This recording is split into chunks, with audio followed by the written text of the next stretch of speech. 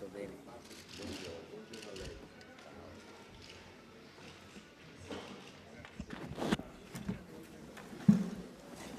Mi accomodo.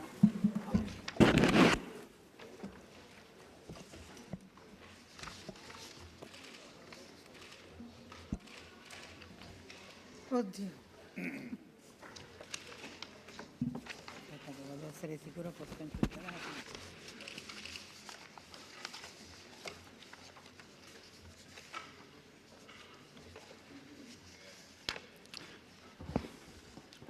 Good afternoon.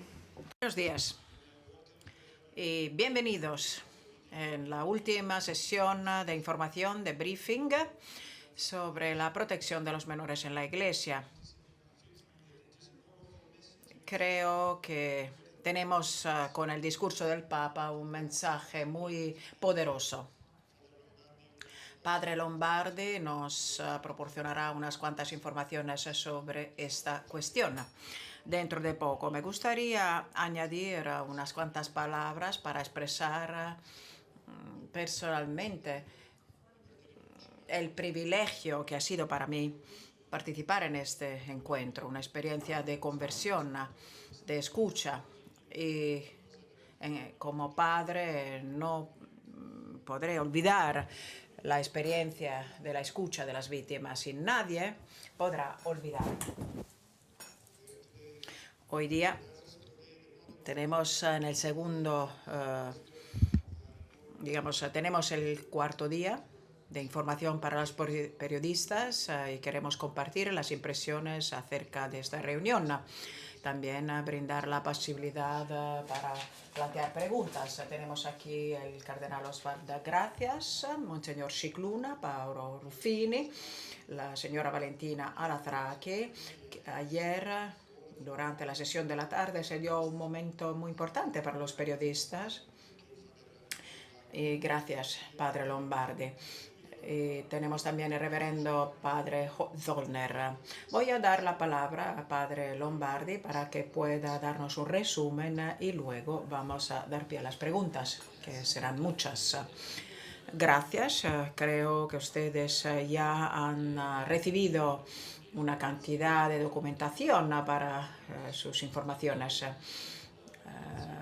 Con la ponencia de Valentina de ayer y estos dos grandes momentos de oración. Seguramente se dio una oración tanto la mañana como por la tarde en los días pasados, pero esta ha sido una celebración penitencial junto con la concelebración de esta mañana y han sido momentos eje de iglesia, de oración todos juntos.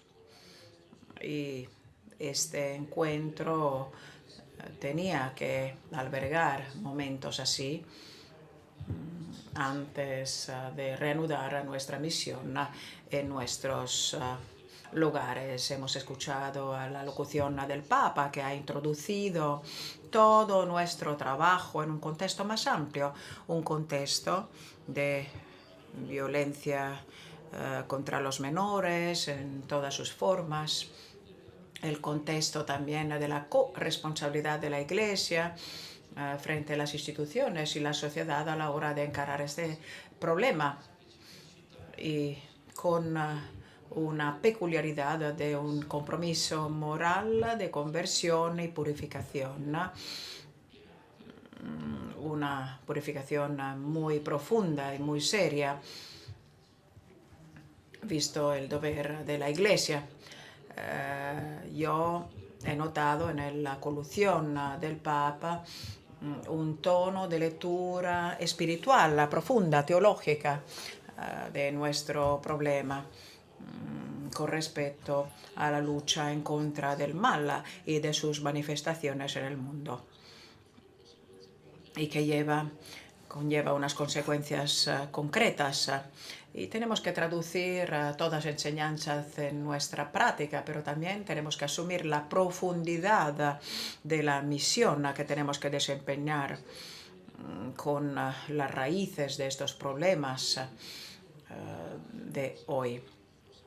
Lo que ustedes esperan de mi presentación, no solamente me refiero a una síntesis, voy a esbozar una síntesis del espíritu de esta reunión, de esta cumbre y de todo lo que los miembros pudieron sacar como reflexiones, la importancia de la escucha de la voz de las víctimas, una comprensión más profunda del escándalo, de las heridas, de las responsabilidades, la dinámica de responsabilidad, rendición de cuenta, transparencias que han marcado nuestro camino, pero también el espíritu de camino sinoidal, hablando con muchos de los participantes, el sentido de que se haya recorrido un camino en un sentido de corresponsabilidad como cuerpo de la Iglesia Universal.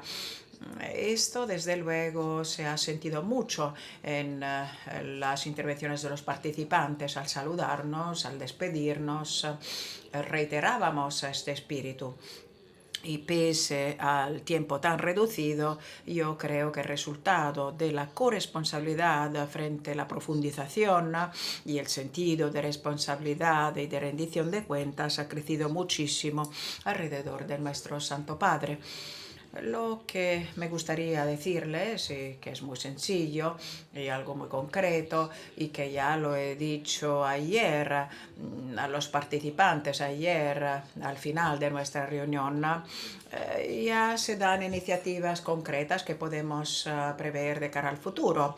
En un futuro más cercano podemos ver un nuevo motu proprio del Papa sobre la protección de los menores y las personas vulnerables, que apunta a fortalecer la prevención y la lucha en contra de los abusos en la Curia Romana y en el Estado de la Ciudad de Vaticano.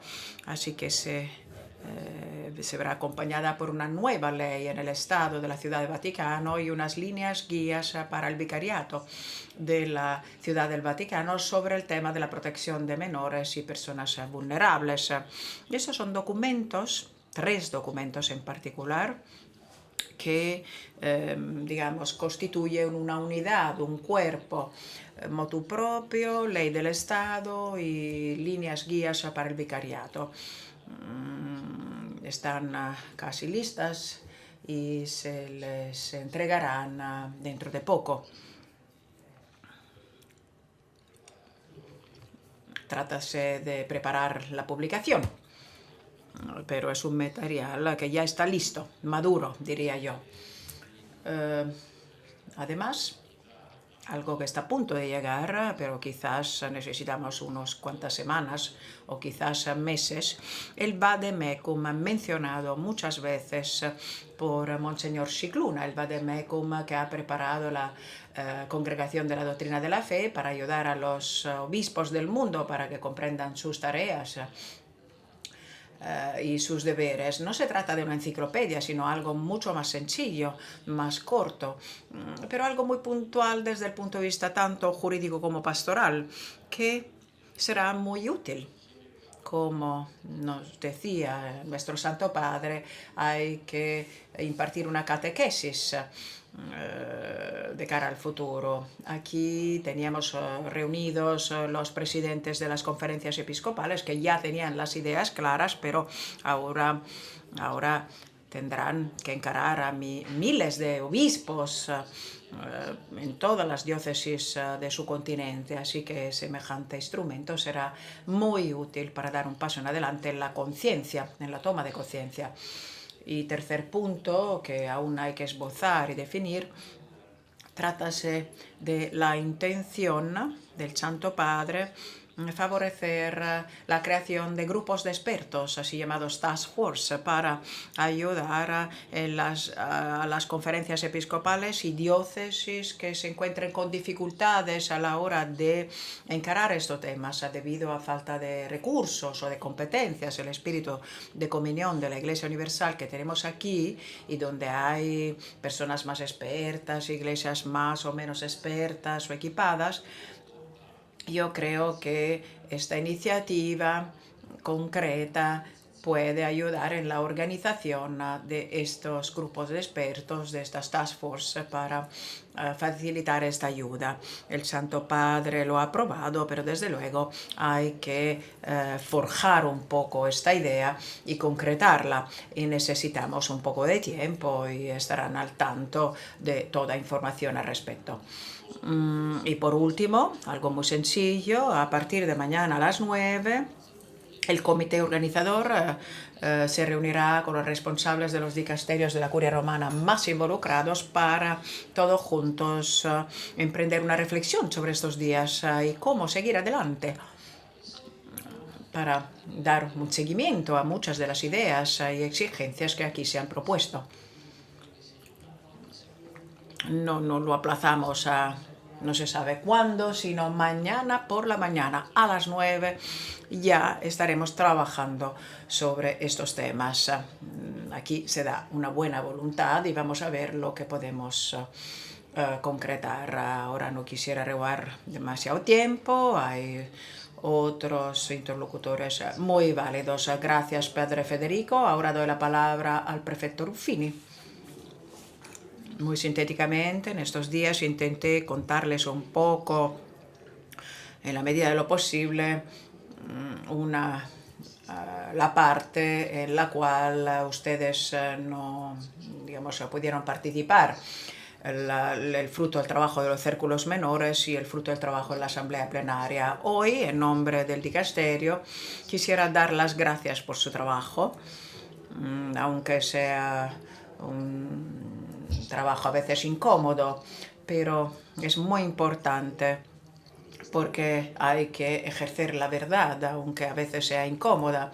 A nivel de dicasterio hemos hecho todo lo que estaba en nuestra mano para ayudarles en concreto en su trabajo, para poder contar en calidad de testigos lo que se ha dado, lo que ha sido este momento de verdad, de escucha, de admisión de errores, de decisiones y de acciones, de responsabilidad para todos. Ayer, al escuchar la ponencia de Valentina, he pensado en la importancia de la escucha con franqueza, con el lenguaje de la verdad, sin prejuicios, y también en este pequeño espacio tan reducido y tras los aplausos,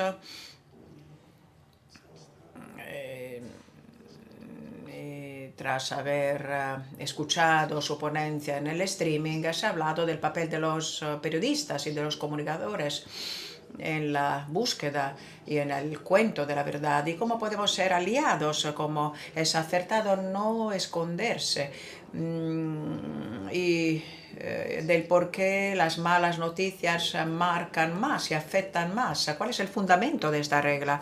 Y cómo podemos, aún no omitiendo las malas noticias, cómo podemos poner de manifiesto las buenas noticias. También cómo poder destapar a los escándalos, discernir y ver el confín entre el servicio del poder, nuestros compromisos diarios y si es acertado cruzar y superar este confín. Se ha dicho que es importante ser conscientes de que no somos perfectos, nadie es perfecto. No es cierto la presunción de ser perfectos, que en la Iglesia se puede degenerar en el clericalismo, en el periodismo hay privilegios. La verdad no admite ni callejones sin salidas, ni encubrimientos, nada. La verdad requiere una comunicación, digamos, bidireccional. Señor, denos la valentía como para decir la verdad. En estos días tenemos esta entrega, este deber, la exigencia sincera de verdad no se puede traicionar o cuestionar. Gracias, Ruffini. Cardenal, gracias. Les pido su impresión, una primera evaluación de esta reunión, de ser posible. Muchísimas gracias. me gustaría hablar de mi impresión en esta reunión. Y eso ha sido algo muy útil, muy necesario, muy oportuno. Y tenemos aquí los datos que nos ha facilitado Padre Lombardi. 190 personas, pero yo creo que los asistentes eran mucho más. Ahora, todo el mundo aquí reunido que encara el mismo problema. Uno de los ejes, digamos, todas las ponencias han sido excelentes, pero también las prioridades de esta corresponden a la Iglesia. Todo el mundo tiene unas prioridades. Y yo creo que hay una toma de conciencia de parte de todo el mundo, por lo menos las personas que estaban ahí. Se ha tratado de abordar un tema muy grave, muy serio, que se considera como una prioridad absoluta, la toma de conciencia de la seriedad del problema, de la gravedad del problema. Y en segundo lugar, a lo que ha surgido un compromiso que se ha tomado, y durante las conversaciones nos dimos cuenta, la toma de conciencia de parte de los asistentes. Ahora se ha tomado conciencia de la seriedad y ahora vamos a ver si al final se van a dar pasos concretos. Hemos alcanzado este objetivo de toma de conciencia, pero nuestro objetivo final es una erradicación total del problema. La Iglesia ahora está actuando en primera línea a la hora de defender a los menores. En cada campo, en cada sector, está en primera línea. Y ahora, digamos, en sus acciones. Y vamos a seguir aprendiendo de las experiencias del pasado para mejorar nuestras acciones del futuro. Y yo creo que las ponencias han sido de gran envergadura, y gracias a Valentina, porque yo, por ejemplo, he escuchado con muchísima atención a las ponencias a cargo de las mujeres. Me parece que las mujeres, con el debido respeto para los demás, han encarado el tema con muchísima más profundidad. Nos han facilitado una información bajo un prisma distinto, una perspectiva distinta. He aprendido muchísimo al escuchar estas ponencias. Las mujeres nos facilitan este aporte de perspectiva de largo alcance. Esa ha sido mi impresión. Gracias, gracias, cardenal, gracias. Yo, Valentina, también quiero darte las gracias. Ha sido un momento verdaderamente importante. Le gustó, me ha dicho personalmente, ha sido fuerte Valentina. Y pienso que es importante por el hecho que ha sido la última intervención del encuentro. Pienso que esto ha sido una cosa importante, subrayando cuán es decisiva la comunicación. Valentina, a ti la palabra. Gracias. Muchas gracias. Me siento bastante extraña de este otro lado. Sigo tomando mis apuntes. Lo que quisiera decir que cuando me invitaron a hacer esta relación, la verdad quedé primero muy sorprendida porque no entendía por qué me lo habían pedido a mí, y la segunda reacción fue de terror total porque dije, ¿qué voy a decir? Entonces necesité mucho tiempo para asimilarlo y me estuve hablando con compañeros, con expertos en la comunicación, sobre todo expertos en momentos de crisis, porque pienso que esta es una crisis y es un momento de crisis que la Iglesia enfrenta. Y finalmente, bueno, fue saliendo todo poco a poco. La verdad, lo que más me gustaría decirles es la total libertad con la que gocé.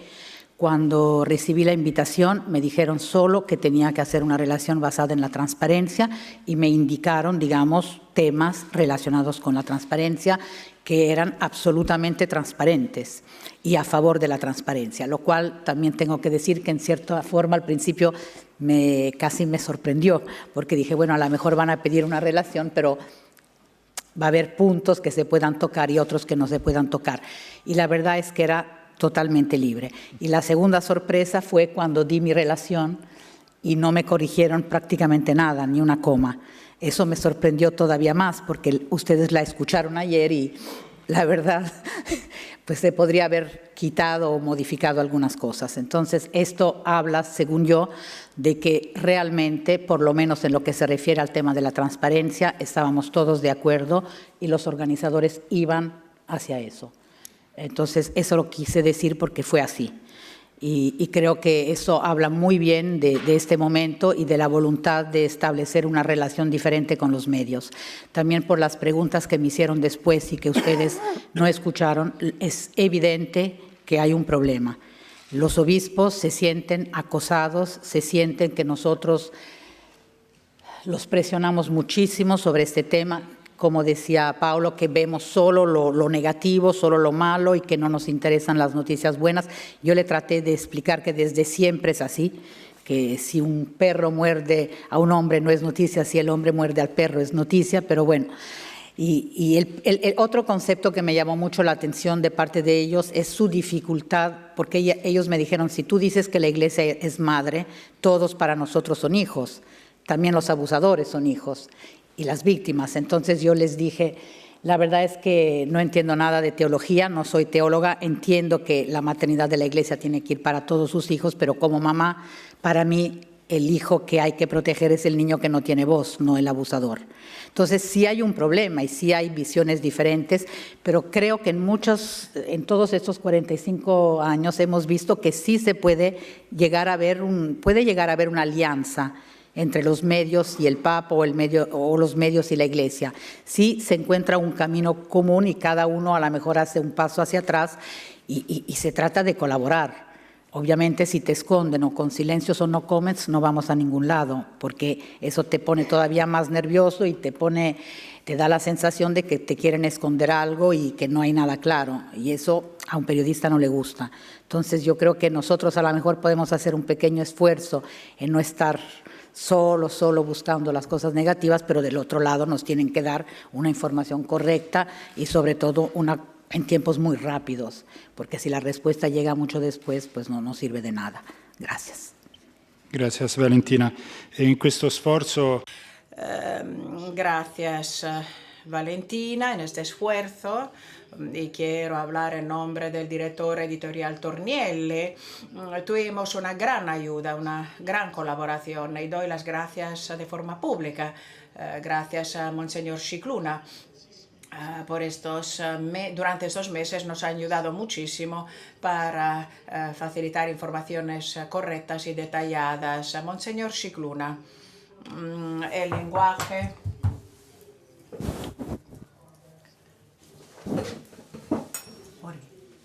Me gustaría contribuir con unas cuantas reflexiones para expresar mi experiencia, que además compartimos todos juntos, unos puntos telegráficos que no se relacionan necesariamente entre sí, pero son como unos recuerdos de estos 4 días. Uno de las prioridades, de los ejes que me ha sorprendido de estos días y que me ha afectado muchísimo la alocución conclusiva del Santo Padre, pero también el input que tuvimos de algunos expertos.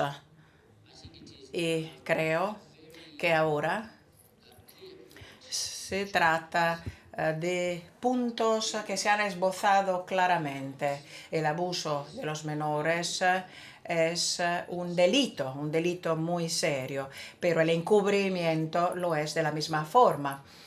Y yo creo que esto se ha aclarado muy bien gracias a esta experiencia muy importante y no hay regreso ahora. Ya no volvemos atrás. Durante décadas nos centramos en el delito, pero ahora asumimos que también el encubrimiento es un delito igual y esto es un punto muy importante. Otra experiencia fundamental es la experiencia del foco de atención que hemos recibido muchísimo tiempo, pero sobre todo gracias a las víctimas, gracias por su presencia aquí y gracias porque nos hemos reunido con muchos de ellos y los obispos han encontrado a víctimas en sus centros, en su diócesis, y tenemos que seguir haciéndolo. Es importante ejercer el discernimiento y para, desde luego, curar este problema, este mal, no podemos evitar escuchar a las víctimas.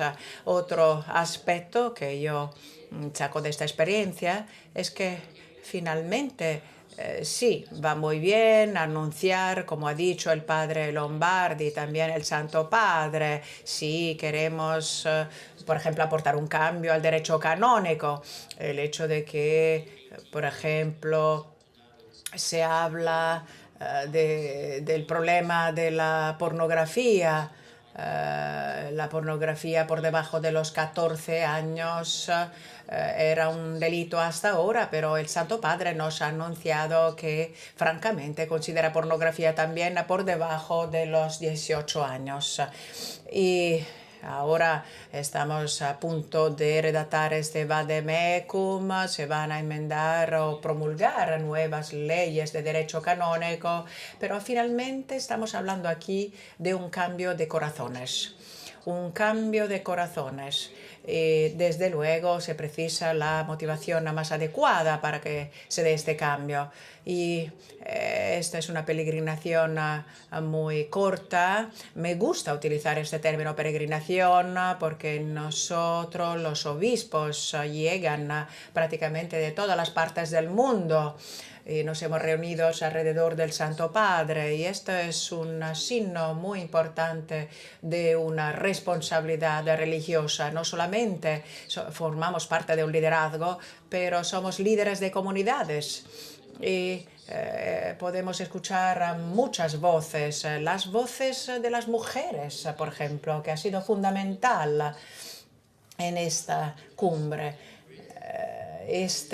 Digamos, este aire fresco que hemos respirado y es importante prestar atención a las mujeres, prestar atención a sus experiencias, tal y como ha dicho el Santo Padre, tras haber escuchado la ponencia de la señora Ghisone. Esta es la voz de nuestra Madre, la Santa Iglesia. La voz de nuestra Madre es muy importante para curar este problema. Comunicación es otro aspecto muy importante, no solamente con los periodistas a los cuales damos las gracias, no solamente agradecer a los periodistas, y no lo hacemos a menudo, porque tenemos problemas de comunicación. Hay carencias de comunicación en el seno de la Iglesia, entre las iglesias, entre las diócesis y de la diócesis a la sede central, pero también comunicación con el resto del mundo. Y eso es un poco el corazón de la rendición de cuentas. No hay rendición de cuentas en ausencia de una clara comunicación. Pero me gustaría también concluir afirmando que gracias a la experiencia de la oración, el foco de nuestros días, empezando el día y finalizando nuestro día con una buena oración, nosotros podemos compartir nuestra experiencia de oración, pero también, como se ha dicho ayer, en la etapa penitencial hay momentos en que tenemos que hablar sinceramente a nuestro Señor, nuestro Creador, nuestro Jesús, digamos, crucificado, y también con nuestras aspiraciones, hablando de nuestras esperanzas. Ahora, al volver a Malta, después de la primera reunión de seguimiento, voy a volver a Malta y yo me voy a Malta con una fuerte convicción. Quiero escuchar cada vez más a las víctimas en mi país para que haya una buena conversión. Quiero actuar como un buen pastor para proteger a los más vulnerables y a los menores. Padre Zorner, perdón. Sí, los últimos días de esta cumbre yo lo definiría como un salto de calidad y de cantidad.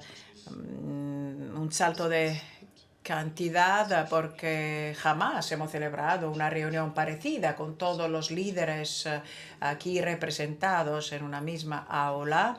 Jamás hemos celebrado algo parecido. Desde luego, no sobre este tema, pero desde el punto de vista de la calidad también porque aún en presencia de todos los obispos y superiores reunidos en el pasado, por ejemplo, en 2012,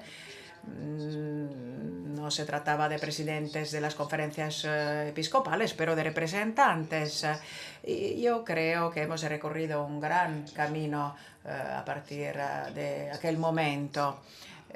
Yo creo que la actitud ha cambiado y al final tenemos actitudes muy distintas en estos grupos de trabajo. He escuchado de parte de los testigos y de los asistentes hablar de una transformación. Al escuchar personas, representantes de Asia, de África, que hablan el mismo idioma, tienen la misma determinación. Nosotros tenemos que enfrentar este problema, tenemos que hacer algo acerca de este problema en nuestros lugares, en nuestras casas. Esto ha sido, digamos, la experiencia que me ha proporcionado más esperanza, más esperanzadora. Ahora, gracias al intercambio de opiniones, al compartir experiencias, esto ha sido fundamental, pero quizás el eje estriba en el encuentro con estos sobrevivientes, con las víctimas y puesto que lo he visto con mis propios ojos, las reuniones con los 3 sobrevivientes que nos han acompañado durante toda esta cumbre y que han atestiguado su vida a partir de la experiencia del abuso. En particular, el otro día me ha conmovido la señora que ha hablado de su experiencia y que ha empezado a llorar con su, digamos, compañero, partner que estaba a su lado. Y al final el Santo Padre y todos los participantes han expresado su solidaridad y su agradecimiento y su apoyo. Creo, pues, que me ha conmovido de forma muy profunda, pero esto es una señal de que hemos alcanzado un nivel muy elevado y al alcanzar este nivel tan elevado no hay vuelta atrás, procedemos hacia una transformación. La Iglesia, digamos, la imagen que yo relaciono con la Iglesia es un gran buque, un gran barco.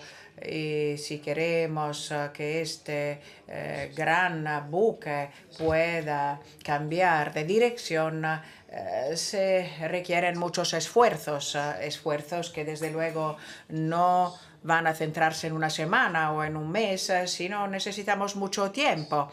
Es importante centrarse en el seguimiento, tal y como ha dicho Monseñor Scicluna, enfocándonos no solamente en los casos individuales, en los encubrimientos individuales, sino trabajar en las raíces. Y así que tenemos que ejercer la responsabilidad, la rendición de cuentas y la transparencia. Y hemos intentado proponer acciones concretas que tenemos que forjar en estructuras teológicas, pero también en pos de una transparencia. También estoy agradecido por la herramienta de la página web, que es una herramienta fundamental, que es de gran interés para todos ustedes y para el gran público. Esta tarde vamos a seguir adelante intentando decidir lo que hemos sobre la base de lo propuesto. Padre Lombardi ya ha esbozado unas cuantas ideas, pero han surgido otros puntos importantes, por ejemplo, en los grupos de trabajo. Todo esto requiere tiempo para que podamos moldear todas estas ideas en una forma importante y concreta. Determinación a la hora de erradicar estas raíces. Tenemos muy poco tiempo para las preguntas muy sintéticas y posiblemente respuestas sintéticas. Débora Castellano. Gracias, Débora Castellano, Janet. Mi pregunta se refiere a algunas de las propuestas que ha mencionado Padre Lombardi. Ha mencionado 3 pasos concretos que vamos a emprender. Esto sería muy útil para nosotros, pero también se ha hablado de 2 otros puntos que se han mencionado en estos días y tengo la curiosidad como para saber cómo se van a concretar. Me parece que Cardenal O'Malley ha mencionado que la Santa Sede está explicando un documento sobre la madre amorosa. Y, francamente, nos gustaría sacar informaciones sobre esta aclaración. Y otra pregunta, me parece que la primera rueda de prensa de esta cumbre, Monseñor Scicluna ha dicho que no tenemos una comisión pontificia para la protección de los menores. Usted lo había mencionado. Y también Monseñor Arzobispo Coleridge ha hablado de una oficina específica para encarar los abusos y también para investigar las formas de clericalismo en la Iglesia. En la curia, ¿cómo se puede encarar el tema de la protección de los menores? Quizás podría hablar de la segunda pregunta. Sí, tenemos una comisión para la protección de los menores. Ya la tenemos. We've been discussing this. Sí, me parece que lo hemos debatido. Es un consejo al momento y nos gustaría ampliarlo. Pero también me parece que queremos que sea un organismo autónomo. Se ha hablado de la libertad. Estamos trabajando sobre estos aspectos en la curia, encarando los problemas específicos. La idea es darle más poder, más autoridad para que tenga más autonomía. Ahora, sí, estamos hablando de mejorar un poco los aspectos específicos, pero estamos intentando aclarar un poco y trabajando en ella. Sobre la madre amorosa, tenemos que aclarar que necesitamos más informaciones acerca de los superiores generales, por ejemplo, las jerarquías de las congregaciones. Esto no se ha desarrollado de la forma adecuada en el motu proprio. Conforme al reglamento se dice que va a especificar este aspecto.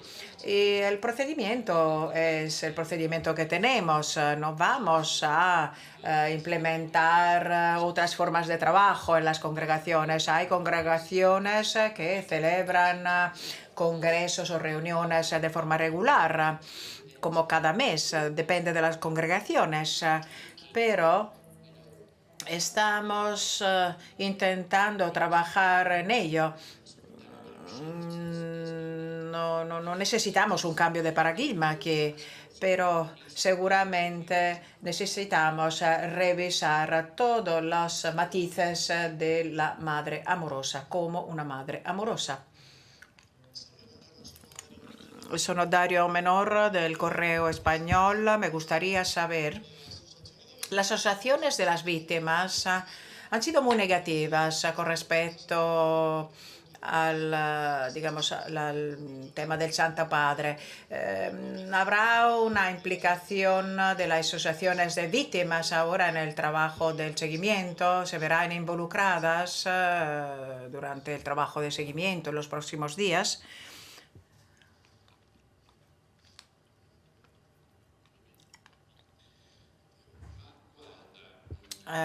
Mire, sobre el hecho de las asociaciones de víctimas, desde luego, como se ha dicho muchas veces aquí, el deseo y la intención es la de escuchar a todas las personas que tienen algo que decir y que quieren por lo menos entrar en una dinámica constructiva para poder adelantar pasos en adelante.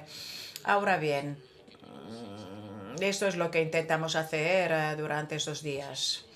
Pero a veces, y ustedes lo saben muy bien, a veces hay situaciones donde sí se da una disponibilidad porque es un encuentro constructivo, pero también necesitamos circunstancias adecuadas donde logramos hablar y conversar. A veces lo que se dice de forma, digamos, final, pero es muy difícil realizar un diálogo y un camino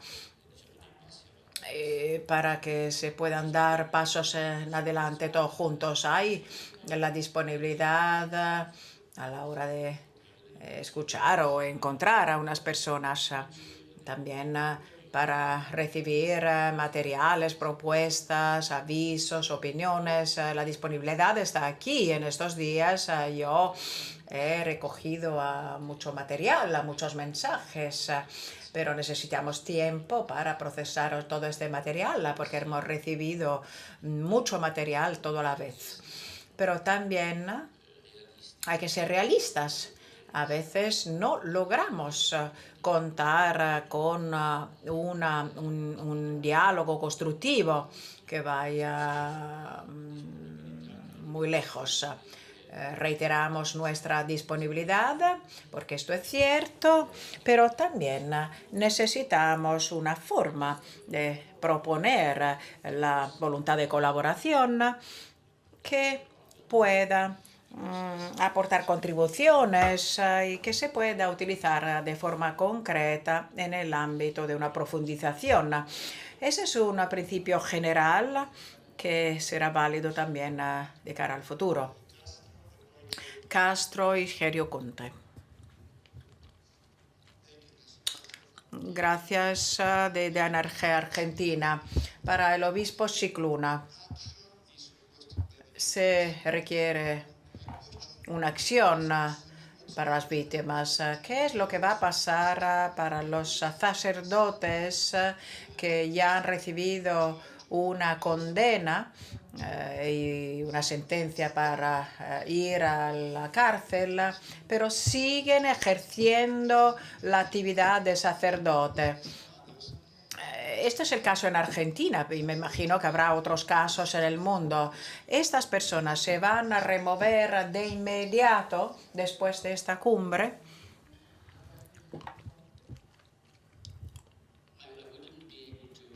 Ahora, no puedo facilitar informaciones sobre casos individuales, pero tenemos dos jurisdicciones que tenemos que respetar siempre.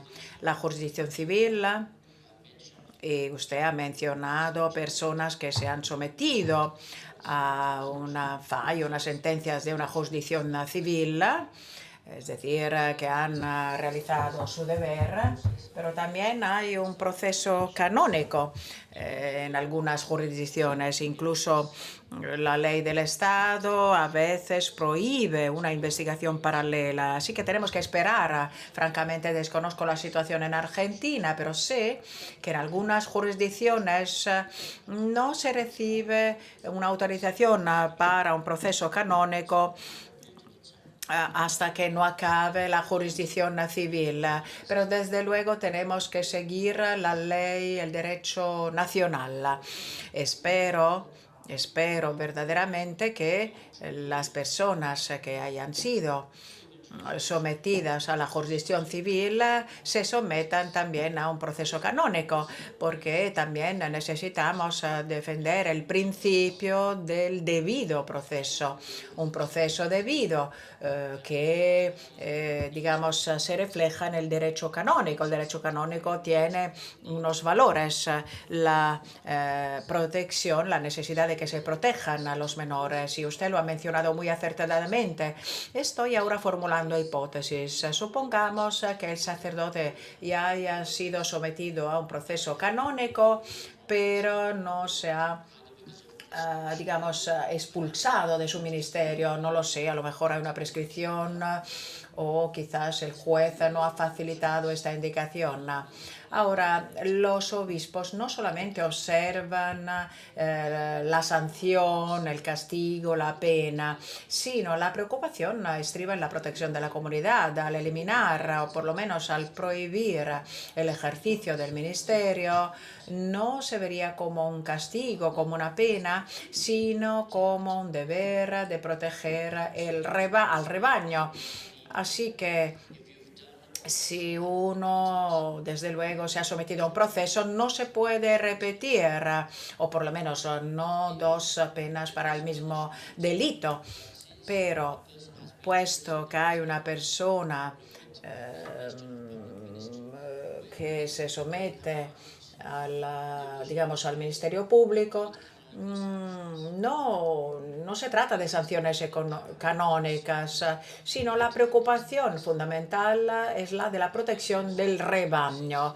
Y frente a estas circunstancias se prohíbe el ejercicio del ministerio. Esto es un poco mi respuesta. Common y luego Beltramo. Connell y luego Beltramo. Gerard Calder, American Magazine. Mi pregunta se dirige a cardenales o arzobispos. Ahora, hemos escuchado dos solicitudes específicas en estos días. Una de la señora Ghisoni y otra de parte del cardenal Marx para una nueva definición del secreto pontificio. Ahora, forma parte de los objetivos principales y cuáles van a ser las dimensiones. Sí, yo creo que esta es una de las áreas donde tenemos que analizar digamos, de forma muy detenida, porque el secreto pontificio apuntaba a proteger la confidencialidad, pero si se utiliza para encubrir todo el proceso, desde luego, esto es lo en el cual tenemos que trabajar. Yo creo que deberíamos limitar el secreto pontificio a algo más restringido, porque de momento es demasiado amplio. De esta forma no se protege al sistema. ¿Cómo podemos modificar este secreto pontificio?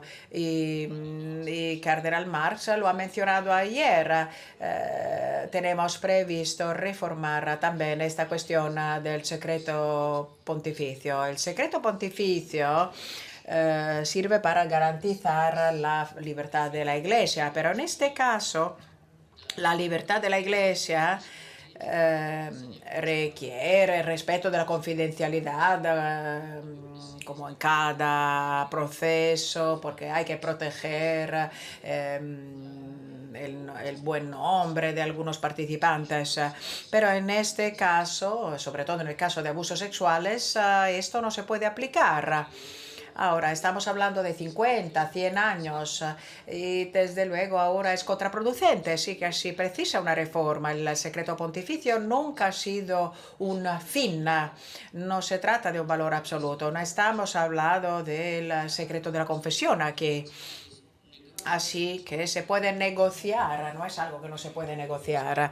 Y si solicita mi consejo, y no sobre todo, no sobre los abusos sexuales, se trata de investigación, por ejemplo, para posibles candidatos al obispado. Y desde luego hay que proteger el buen nombre de la persona que se está analizando y investigando. Apunta a proteger la libertad del Santo Padre, por ejemplo, a quien se puede nombrar como obispo. Pero en estos casos específicos, yo creo que ha llegado ya el momento como para reformar este secreto pontificio. Por lo menos eso es lo que yo opino. Ustedes han escuchado las palabras del cardenal Marx. Yo creo que este tema va a ser objeto de nuestro seguimiento. Beltramo y luego Walsh. Soy Beltramo del Vatican Insider para Padre Lombardi y Monseñor Scicluna. Ustedes han hablado de estos motu proprio y leyes sobre el abuso en la Santa Sede, en la Curia, en Ciudad del Vaticano. Mi pregunta es intentar comprender un poco el espíritu de estos documentos que luego se explicarán, me imagino. ¿Hay muchos abusos en Vaticano o simplemente esto se dirige a las personas que trabajan en el Vaticano, que a lo mejor proceden de otras diócesis, para intentar, no sé, realizar procesos en el Vaticano? ¿Pueden darnos otros detalles al respecto? No, no es el hecho de que se dé una gran difusión de estos delitos en el seno del Estado del Vaticano y de la Curia. No. Puesto que nosotros estamos insistiendo en que necesitamos una ley correcta y rigurosa sobre estos temas y procedimientos muy rigurosos, hace falta contar con leyes parecidas en nuestras instituciones, empezando por el Estado de la Ciudad del Vaticano. Por tanto, la comunidad de la Iglesia que vive en el Estado del Vaticano, junto con el vicariato, que es el organismo competente para la vida eclesial y espiritual en la Ciudad del Vaticano. Como ustedes saben, ya plantearon estas preguntas en el pasado. ¿Dónde están las normas del Vaticano? Siempre hablan de normas en los distintos países y en las distintas conferencias episcopales y diócesis. Hace falta que sus leyes sean ejemplares, que estén bien hechas, para ver cómo se tienen que promulgar y redactar. Ahora, yo creo que ya daremos a conocer el contenido de estas leyes. Será de forma pública con todos los detalles. Trátase de leyes, directrices, y ustedes se darán cuenta de las novedades introducidas, porque se trata de algo significativo, pero ahora no quisiera adelantarlo aquí. Hay casos importantes, se dieron casos, se dieron también procesos en el Estado de la Ciudad del Vaticano, también para las personas del servicio diplomático. Hace falta contar con estas reglas y respetar estas reglas. Courtney y luego Gallagher. Connie Walsh. Mi pregunta se refiere a una pregunta anterior. Aquí, al entrar aquí, veo muchas entrevistas de víctimas que se ven muy optimistas. He hablado ahora con algunas personas, pero francamente algunas personas también se sienten digamos, de alguna forma engañados porque no ven nada concreto. Me ha conmovido mucho escuchar estos testimonios, pero ¿cuáles son las medidas concretas que podemos esperar? Yo sé que necesitamos tiempo, pero ¿podría darnos unas cuantas indicaciones o matices sobre las medidas concretas que podemos esperar de aquí a las próximas 2 semanas? Yo estaba pensando en la implementación de lo que ha dicho el Santo Padre. La implementación será a nivel local, a nivel de las conferencias, puesto que todos los presidentes de las conferencias están aquí reunidos.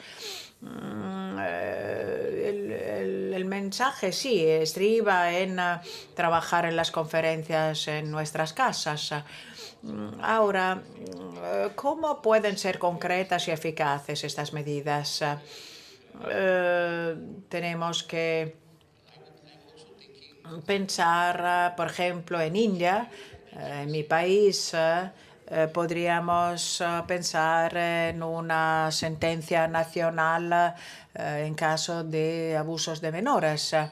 Los obispos a veces necesitan ayuda por lo que atañe a los procedimientos legales, las consultorías, los consejos y la ayuda psicológica, pero se dará una implementación a nivel local. Esto es un aspecto concreto. Yo asumo de que se dé la sensación de que nada va a pasar, porque ya sabemos que estamos todos comprometidos y la prioridad es muy clara a nivel interno, pero tenemos que volver a casa, hablar con nuestras conferencias, hablar con las diócesis y obtener resultados. Pero de hecho no me sorprende que haya esta reacción. Me gustaría complementar con algo que ha mencionado Padre Lombardi y la aprobación de parte del Santo Padre, por ejemplo, el establecimiento de grupo de expertos, de task force, con la ayuda de estos obispos de los países, por ejemplo, en el caso de pequeñas iglesias sin recursos, sin personal, que se imparta una formación en todo tipo de áreas, por ejemplo, derecho canónico, salvaguardia y protección, ayuda de expertos. En algunos países hay muy pocos psicoterapeutas. Esperemos que todo esto pueda darse muy pronto. Sobre todo me refiero al establecimiento de grupos de expertos, de task force, para que haya una ayuda regional para las conferencias episcopales y sobre todo en caso de extrema necesidad. ¿Cómo podemos implementar estas directrices? ¿Cómo podemos diseminar el código ético? Eso es algo que a lo mejor no parece ser algo de inmediato y a lo mejor no les parece muy, digamos, contundente o persuasivo, pero yo creo que es una buena medida y yo creo también que vamos a ver muchos frutos. Gallagher primero y luego David Wright, pero ya no tenemos tiempo. De la CNN, ¿por qué todo esto requiere tanto tiempo? ¿Por qué? ¿Por qué del Papa tenemos una locación donde él habla de la formación de los seminaristas, algo que hemos escuchado desde la época de Benedicto XVI? En 2011 la conferencia episcopal y sobre todo la congregación de la doctrina de la fe ha hablado ya de estos temas. Hay frustración de parte del público porque hemos escuchado estas cuestiones, la escucha de las víctimas desde hace muchísimo tiempo. Y en particular la propuesta acerca de la rendición de cuentas con todos los obispos. Ya sabemos que hay una propuesta sobre cómo considerar responsables a los obispos. Pero las medidas concretas, ¿dónde están? Porque eso es muy importante, sobre todo con respecto al encubrimiento. Sí, yo estaba pensando como reacción. Todas estas son expectativas legítimas. Yo me hago cargo de la frustración cuando se dice el pero, el pero. El Santo Padre nos ha dado 21 puntos y los hemos debatido. Se han debatido muchos puntos en los grupos lingüísticos. Uno de los grupos lingüísticos ha contestado con otros 21 puntos.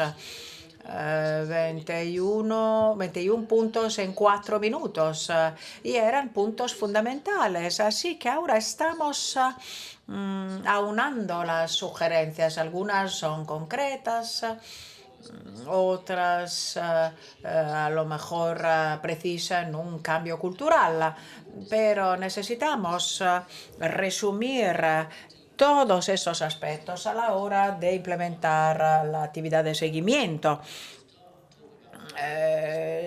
Tenemos reuniones con los responsables de la Curia Romana mañana a las 9 y vamos a debatir este programa de cara al futuro, qué es lo que tenemos que hacer.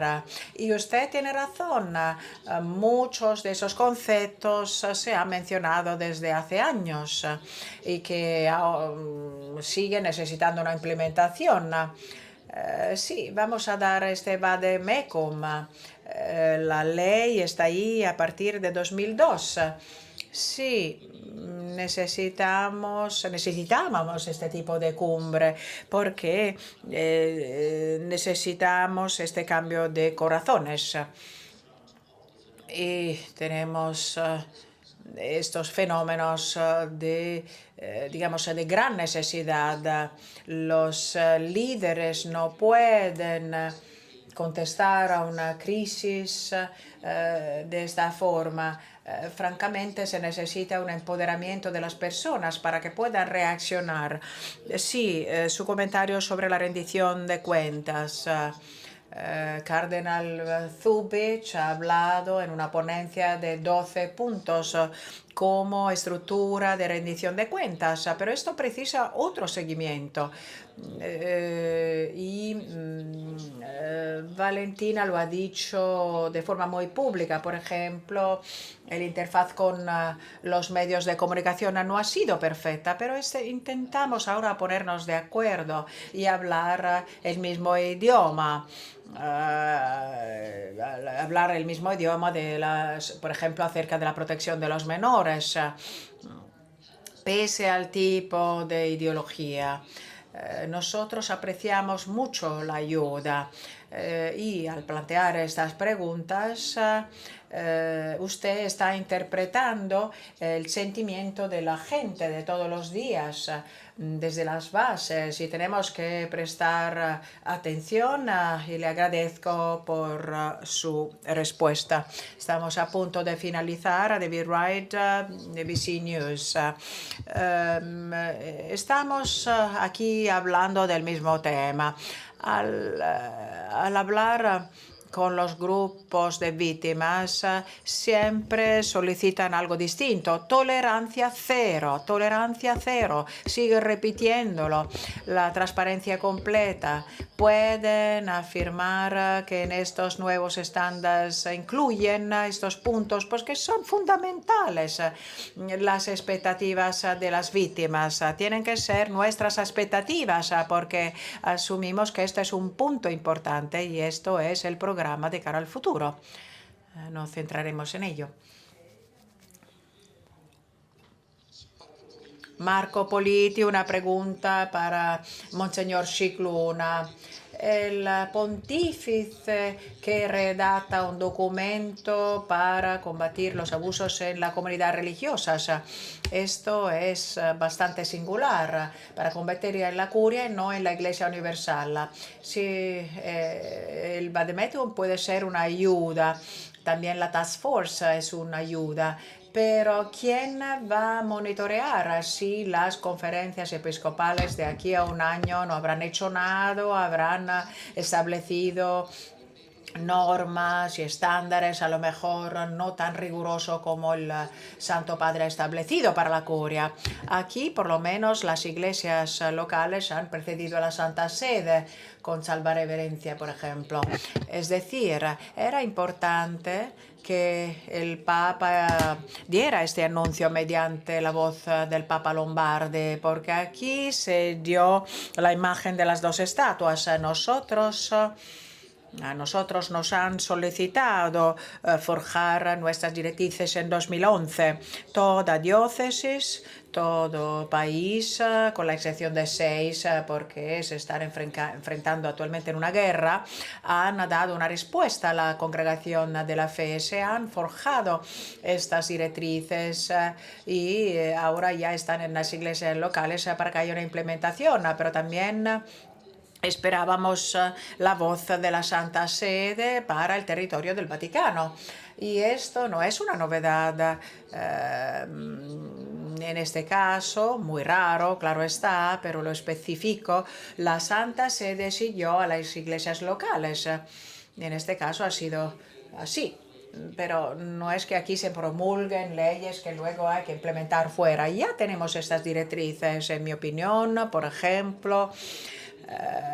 Puesto que las directrices en las iglesias locales hay que revisarlas de forma periódica. Por ejemplo, en Malta ya hemos alcanzado la segunda edición de las directrices porque hay que introducir otros desarrollos. Por ejemplo, un ejemplo muy válido es el ejemplo de la iglesia canadiense del año pasado, de 2018. Un ejemplo óptimo de directriz, donde se incluye la tolerancia cero, tanto para el abuso como para el encubrimiento. Y también se da un párrafo muy importante, una sección que habla de la interfaz con los medios de comunicación, y esto es un buen ejemplo que procede de una iglesia local que ha sufrido muchísimo, que puede ser un ejemplo muy bueno para todo el mundo, toda la iglesia, incluso en la casa matriz, en el estado de la Ciudad del Vaticano mismo. Solamente 2 preguntas sintéticas, Orovich e Inés San Martín, y luego finalizamos nuestra sesión. Muy sintético.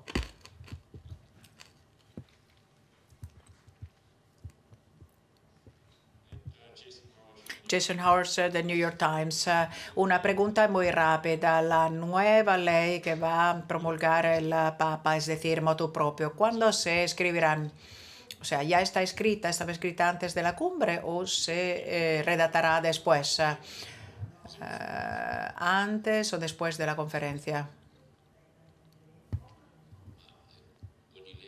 Pero cada ley necesita un tiempo de preparación.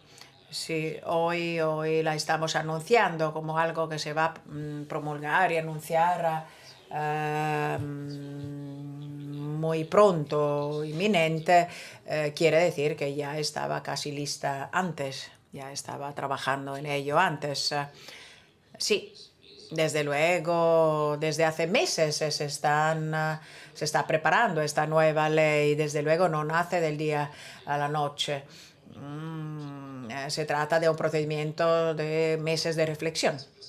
Última pregunta. Gracias, Alessandra. Me gustaría dar las gracias en nombre de todos los periodistas a Valentina Alazkraki por su trabajo excelente. Arzobispo Scicluna, usted ha hablado del límite de edad de la pornografía.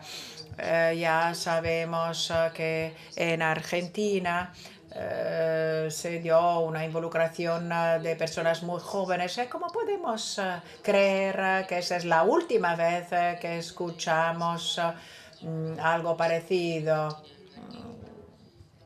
Francamente, podemos creer que esta es la buena vez, porque en el pasado no ha sido así.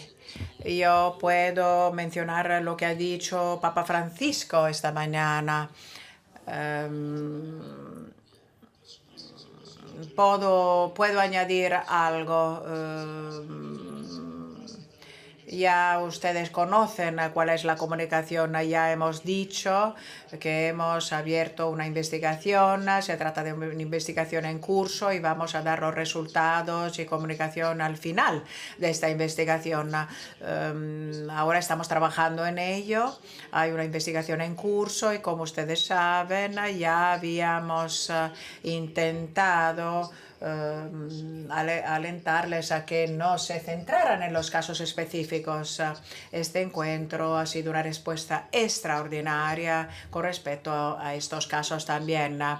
Ahora bien, yo no tengo informaciones específicas sobre el caso que usted ha mencionado, pero hay una investigación en curso y no se habla en absoluto de encubrimiento. Esa es mi respuesta. Gracias, muchísimas gracias de parte de los colegas del dicasterio, de la sala de prensa, para la colaboración y el trabajo a lo largo de estos días, y un buen regreso a sus países. Gracias.